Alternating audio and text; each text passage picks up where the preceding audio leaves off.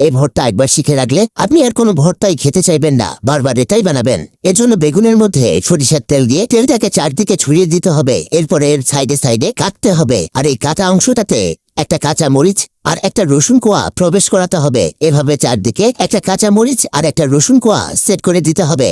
এবার চুলার উপরে স্ট্যান্ড বসিয়ে এর মধ্যে বেগুনটাকে দিয়ে দিবেন, আর সাথে সাথে দিয়ে দিবেন দুটো গোটা টমেটো। আমাদের মূলত বেগুন আর টমেটোগুলোকে পুড়তে হবে, যাতে পরের ভিডিওতে আপনাকে ধন্যবাদ জানাতে পারি। এবার এগুলো ভালোভাবে পুড়লে আর নরম হয়ে গেলে তুলে রাখবেন।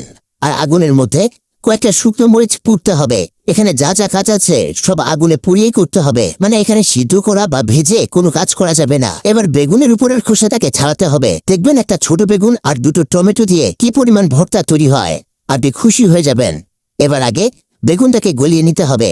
হাত দিয়ে গলিয়ে নিচ্ছি, আপনি চাইলে পিছনি দিয়েও গলাতে পারেন, তবে হাত দিয়েই এই কাজ সহজে করা যাবে। এখানে কিন্তু কাঁচা মরিচ আর রসুনগুলো খুব সুন্দরভাবে নরম হয়ে গেছে, তাই সহজে এগুলো গলে যাচ্ছে। এরপরে টমেটোগুলোকে গলাতে হবে। এখানে একটা স্পেশাল জিনিস অ্যাড করলে এর টেস্ট অনেক গুণে বেড়ে যাবে, পরে অ্যাড করছি।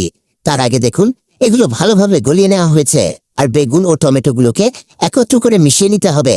এটা মিক্স করা হলে এতে দিয়ে দিন স্বাদমতো লবণ, 4-5টা শুকনো মরিচ যেগুলো আমরা পুড়িয়ে নিয়েছি, আর মরিচগুলোকে লবণের সাথে গুঁড়ো করে নিতে হবে। এখানে মরিচগুলো আলাদাভাবে গুঁড়ো করতে যাবেন না, অনেক সময় হয় কি ঠান্ডা হওয়ার কারণে এগুলো আর গুঁড়ো হয় না, এজন্য লবণ দিয়ে গুঁড়ো করবেন আর গরম অবস্থাতে গুঁড়ো করবেন। এবার সবকিছুর সাথে ভালোভাবে মিশিয়ে নিন। এটা যত ভালো মিক্স হবে ভর্তার টেস্ট ততই বৃদ্ধি পাবে। এখানে আরেকটা জিনিস অ্যাড করব, আর তা হলো সরিষার তেল।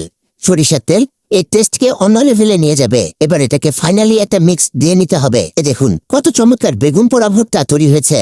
এটা পুড়ে বানানোর জন্য অন্যরকম একটা ফ্লেভার দিবে, যার কারণে খাওয়ার সময় মুখে রুচি বাড়বে আর আপনি বেশি খেতে পারবেন। আর এর ঘ্রাণ দেখেই বুঝে গেছেন কতটা মজার হয়েছে, যেন জিভে জল চলে আসছে। আর